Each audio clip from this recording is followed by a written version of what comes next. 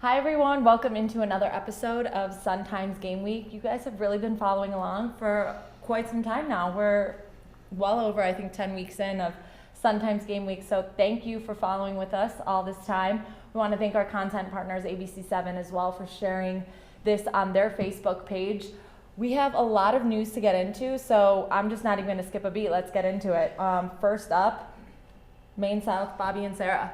He's back. You have that. Almost back. So speaking with Coach and Sarah after the game, and it wasn't even a subtle hint. It was like Bobby's going to be fresh and back for the playoffs, which means he won't be back this week, but is likely back next week. Mm-hmm. Another one of my main questions for him was, it seemed like after week 2, when Bobby, who was playing quarterback and kind of the jack of all trades for Maine South to start the season, he went out in week 2 against Mount Carmel. At Gately, it seemed for the next couple of weeks that Maine South was really trying to find their stride. That was when they lost to Barrington, their only loss on the season. Mm-hmm. And I tell you what, on Friday night, I don't even think they needed Bobby and Sarah. With Danny Lasik, with Jimmy Bartels, they had plenty of other solutions. Cole Dell, their other quarterback. It actually makes me think that Maine South went from one of the teams that could be in contention to an absolute favorite in whatever path to the playoffs or path to the state title they get into, because they have so many guys now that can play, and add Bobby back in.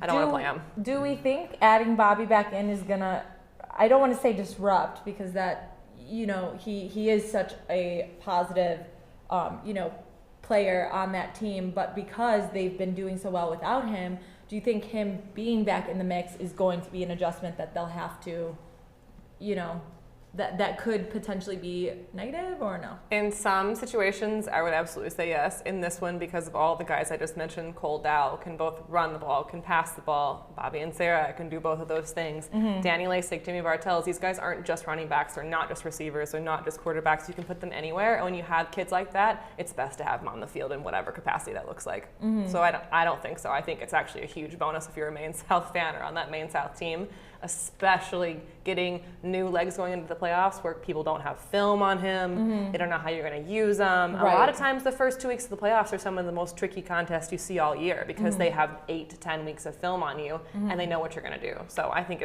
if there is perfect time to come back from an injury, it's pretty darn perfect. Another interesting team to take a look at in the playoffs this season will be Lisle, 3A team. They're back in the playoffs under head coach Paul Parpet. This has been a really historic season for that team. For the first time since 1981, they won their conference champions. For the first time in Paul Parpet's 44 years coaching, he's undefeated through 8 weeks of the season, which to a lot of people was a surprise because he's been coaching so long. And, he's never won a state championship, but he's coached some pretty successful teams at Addison Trail back in the day, in the 90s and in the late 80s as well. So it was a surprise to hear that he, is undefeated through 8 weeks, and it being the first time. And for this team, I mean, what they're doing over there is really special, not just, for the kids on the team, but in that community. It's a smaller community, and they're just really amped about what they have going on there. So it's exciting over in Lisle too. So that's a team to definitely check out in the playoffs. Yeah, it'll be interesting. We need to get some storylines for that first day in Champaign now that Phillips has moved up, and they're going to be the second day. So hopefully one of the 4A through 1A teams kind of from our area steps up. Now some basketball news. The Jordan Brand shootout, which is, I wouldn't say it's a tradition or anything, but it's happened the last couple of years on the extremely annoying Sunday after state football. So last year was the Navy Pier Ballroom, and it was quite a scene. Nike puts a court down there. All the fans came. We had all these, national stars against Morgan Park and Fenwick and Hillcrest. This year, it's going to be at the XS Tennis Village on the far south side. I'm not sure how many courts they have lined up, but it was several. And it's got a kind of a angled ceiling. I don't know how they're going to put this court in there, how big it's going to be, where their fans are going to be. But that's where the event is going to be. We know Young is going to play against Fort Bend Elkins from Texas. They have a national top 50 player. I'm not sure who else is going to be in it. Possibly Morgan Park, possibly Hillcrest. I think Fenwick's the other Jordan Brand, but all that kind of stuff changes a lot. But that's going to be interesting. I'm sure it'll be loaded.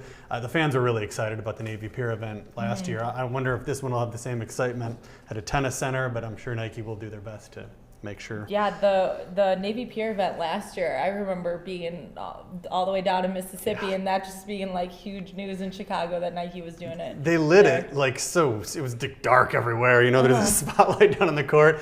It was cool, but also kind of ridiculous. So I don't know. I'm sure the kids loved it. Michael thought it was ridiculous, Yeah. but I'm sure everyone else was super They liked into it. some of it. It wasn't really a good setup for the fans. There was a near riot outside.